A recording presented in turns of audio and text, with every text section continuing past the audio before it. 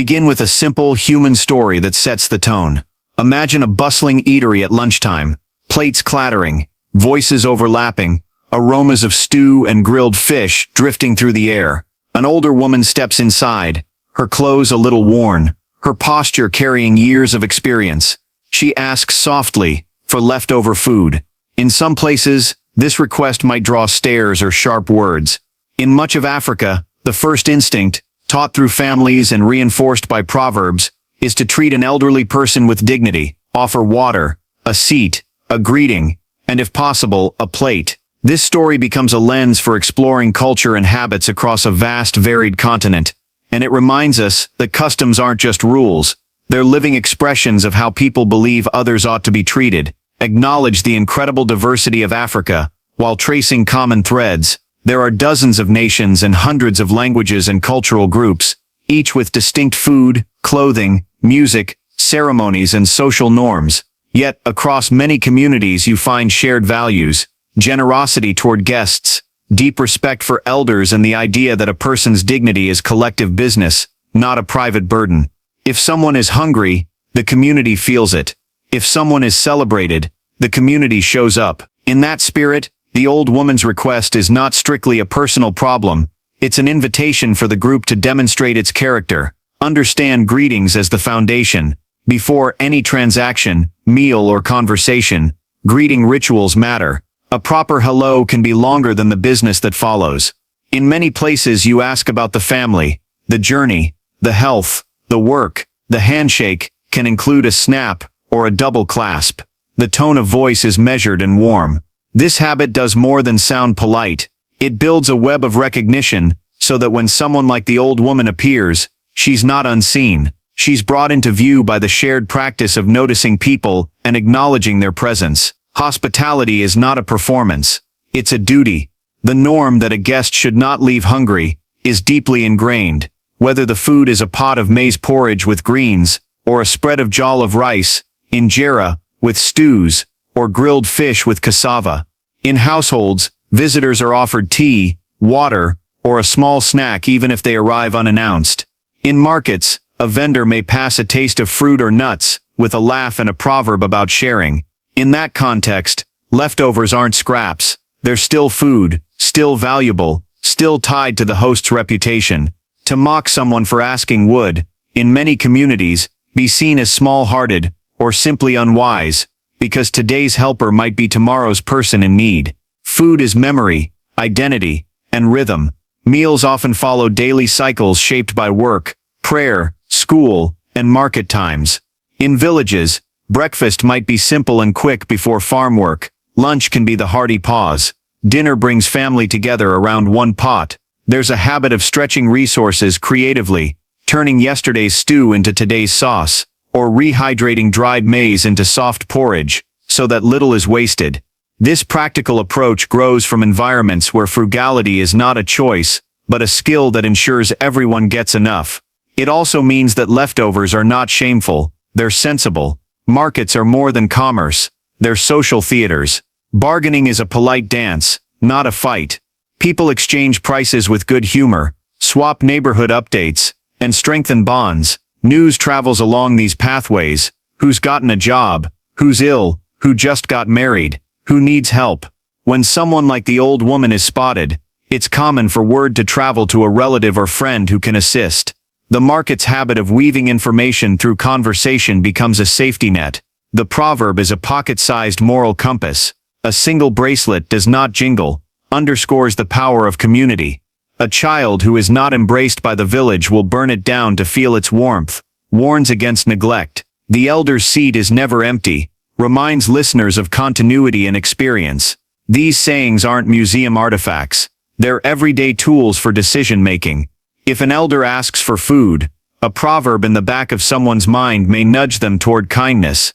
Even in modern urban settings, these sayings show up in speeches, songs, and casual talk, keeping ethical habits within reach. Elders embody history and guidance.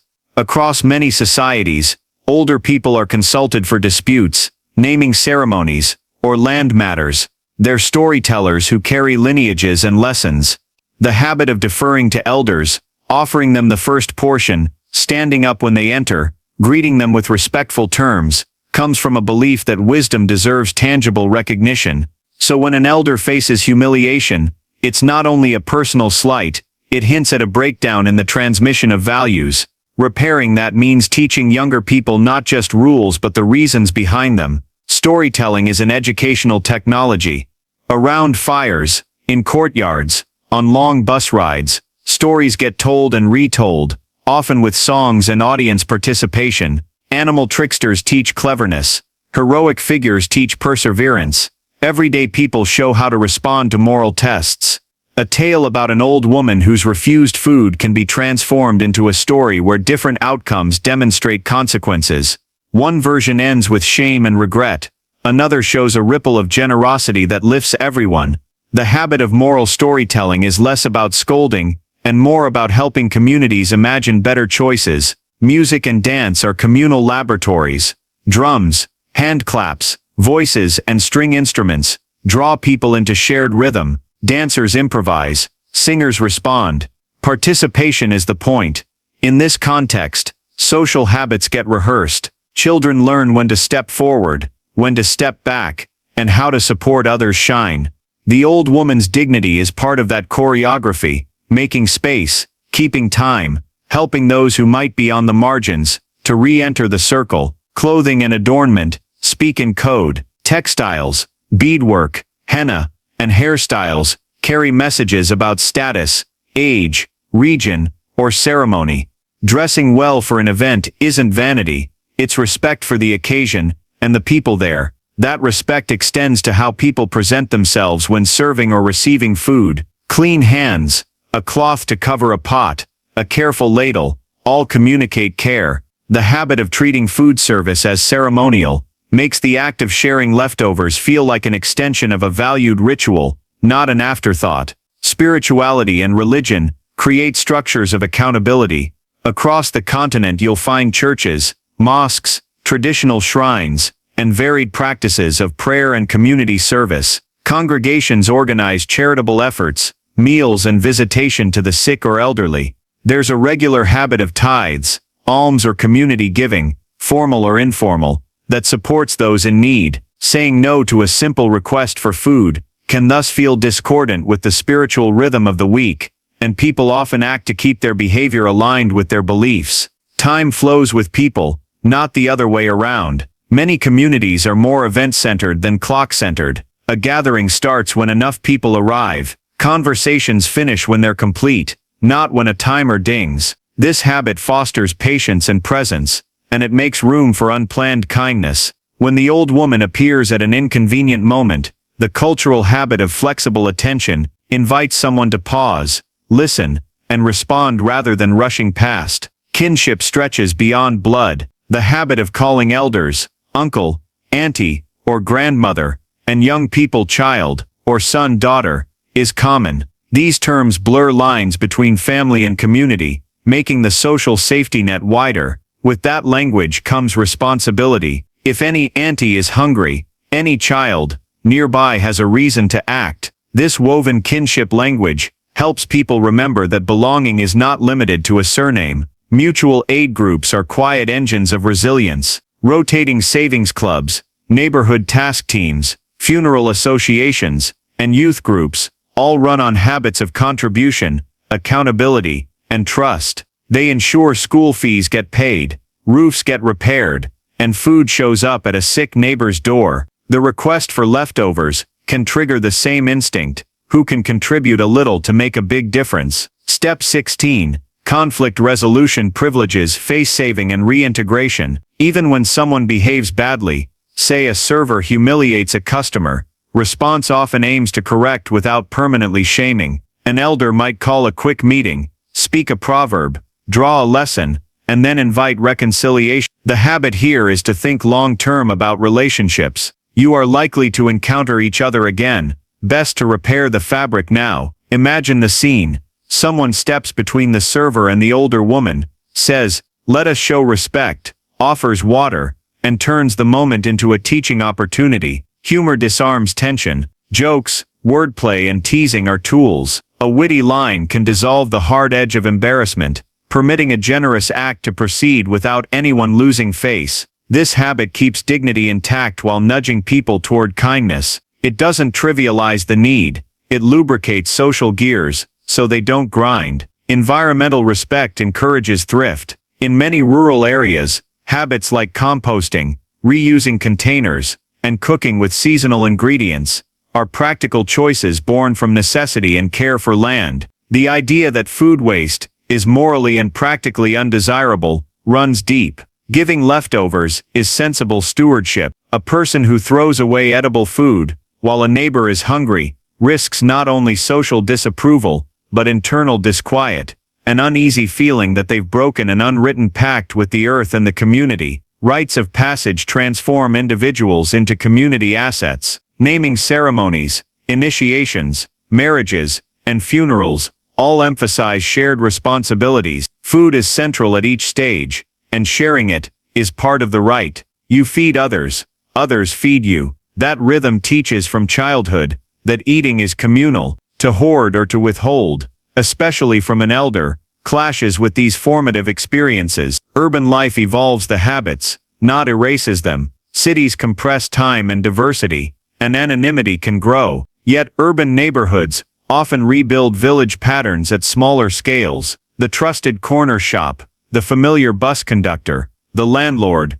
who knows everyone's children. Youth groups turn sidewalks into stages. Vendors form associations for safety and mutual help. Even in a fast food place, staff may bring hometown habits, using honorifics, slipping extra sauce to a regular, saving unsold bread for a nearby shelter. The old values migrate and adapt. Education and aspiration knit with tradition. Parents push for schooling, apprenticeships, and professional milestones, while teaching manners, proverbs, and rituals. Children learn to code switch, a boardroom voice, and a family compound voice. The habit of caring for elders remains part of the curriculum at home. A young professional paying for a grandmother's groceries is not unusual. It's expected if they can manage it.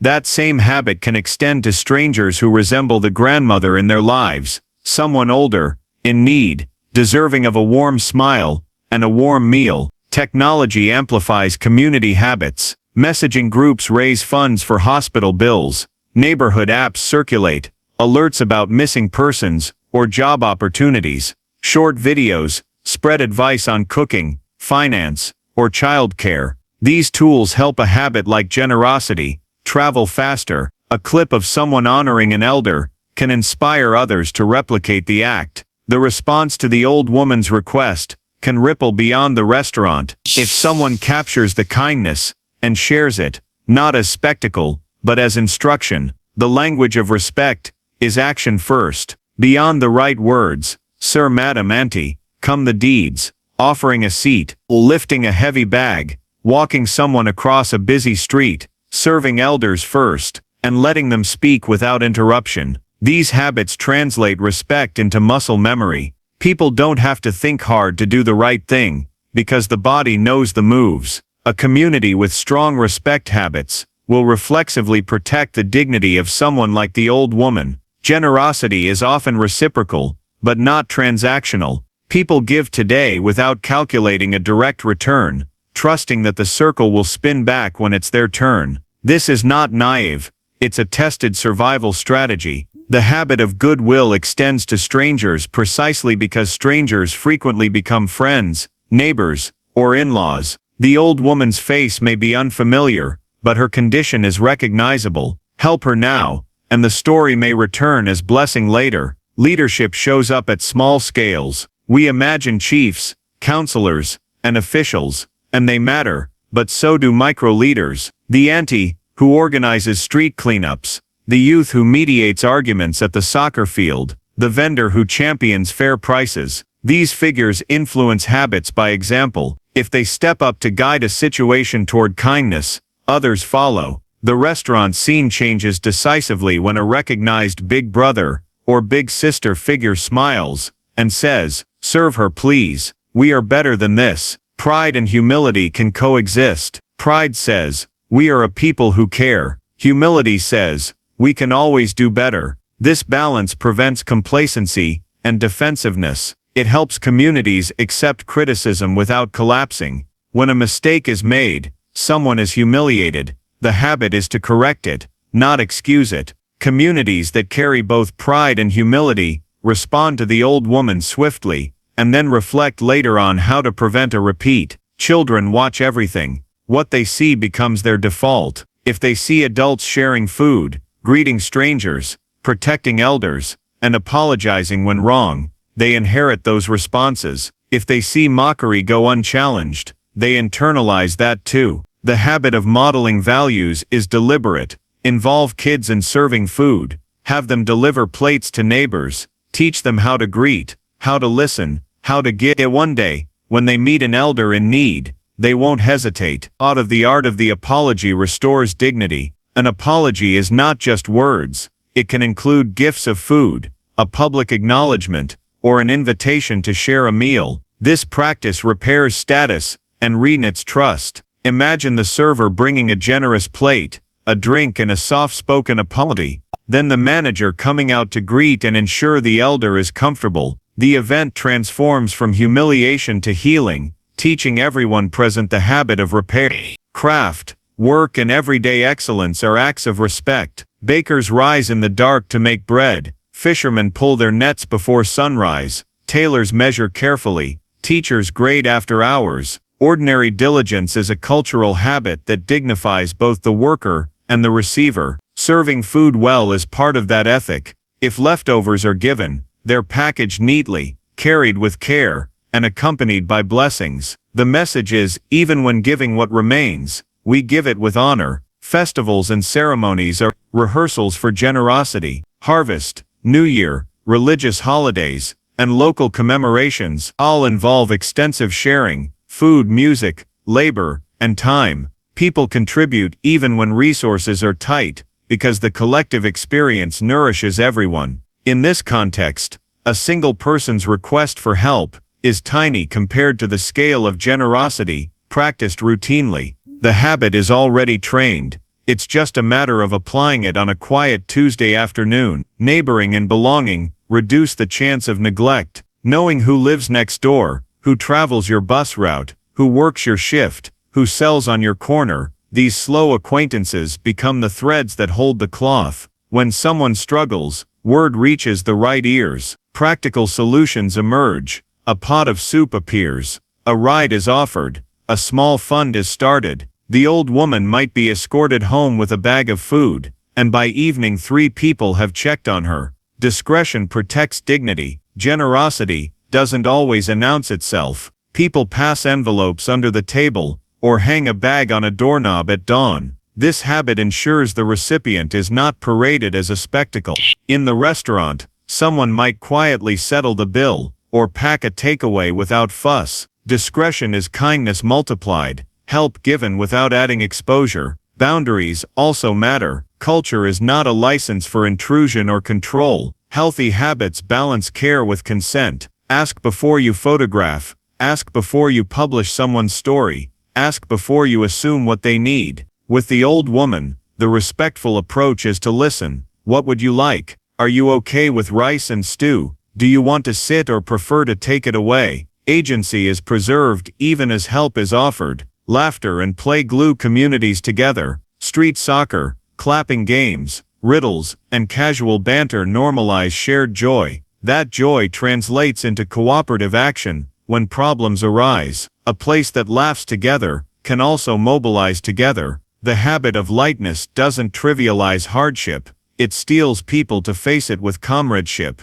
Aspiration and migration mix cultures within cultures. People move for work or study, and bring habits with them, blending styles, and making new ones. The essence of generosity, especially toward the vulnerable, often travels well. Diaspora communities, recreated in food drives, community kitchens, and student networks. The values you see in one village crop up in apartments and dormitories half a continent away. Small rituals turn good intentions into muscle memory. A weekly plan to check on elders. A jar by the counter for community meals. A staff reminder to greet respectfully. These micro habits reduce the chance of failure under stress. Imagine a restaurant with a quiet policy. Unsold meals are portioned and handed to a local shelter or distributed to known elders after closing. The old woman would not need to ask, the system would anticipate her. Language choices make care feel natural.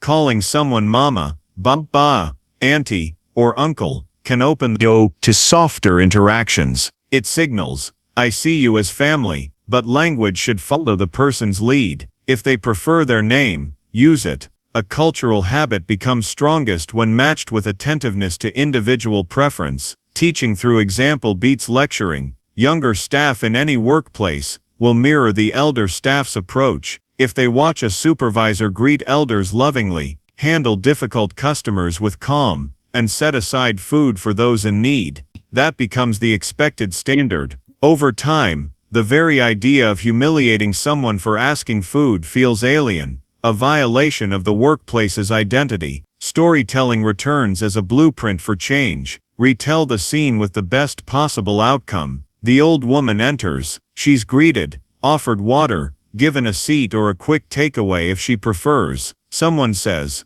"You are welcome." Others witness the act and adjust their future behavior. The restaurant becomes a quietly legendary spot where people are treated well. Customers return not just for taste but for ethos. That's how habits escalate from private virtue to public brand. End where we began. Human dignity. Culture is observed in drums and dress and food, yes, but its heart beats in how people handle the vulnerable moments. When a society treats an elder with tenderness, especially when she asks for help, it signals confidence, maturity, and hope. It says, we have enough food, enough patience, enough love to share. The scene in the restaurant is not an anomaly, it's a test, and habits practiced regularly prepare us to pass it. For anyone crafting stories inspired by these habits, think like a caretaker of values. Show the greeting before the giving. Let the camera linger on the hands washing before a meal, the careful wrapping of a takeaway, the respectful smile. Include the quiet humor that eases tension. Add a proverb or a song snippet to anchor the moment culturally. When the help arrives, make it dignified, not pitying. Show continuity. The old woman returns another day with a small gift, perhaps a blessing, a story, or a handful of groundnuts, to say thank you. Reciprocity closes the circle. Extend the scene to the wider community. Cut to the market, where vendors mention the kindness, to the local school where a teacher turns it into a lesson, to a neighbor who starts a small extra plate initiative at home. The idea spreads not by command but by imitation. Habits scale through stories people want to copy. Reflect on mistakes without cynicism. If someone is rude, show how correction happens. A calm word, an appeal to values, a chance to do better. The goal is not to produce villains, but to offer models for turning wrongs into rights. That is also a cultural habit. Give people a path back. Honor the diversity of practices, while highlighting their shared purpose. Some communities eat from a common bowl, others plate individually. Some greet with bows, others with high fives and laughter. Some mark occasions with drumming, others with choral singing. The outward forms differ, but the intention, connect, respect, nourish, remains constant. That's the thread to pull when telling stories or shaping everyday routines. Finish with the everyday heroism that rarely makes headlines. The auntie who cooks an extra portion, the teenager who gives up their seat, the waiter who pays attention and acts, the neighbor who checks in. These are cultural habits made visible, one decision at a time. Culture is not a museum display, it's a meal shared, a hand extended, a face lit by recognition. If this resonated with you, and you'd like more stories and insights drawn from real habits of care, kindness and community, please like the video, subscribe to the channel, and share your thoughts in the comments. Tell us about a moment when a small act of generosity changed your day. Your engagement helps these stories reach more people and keeps the conversation alive.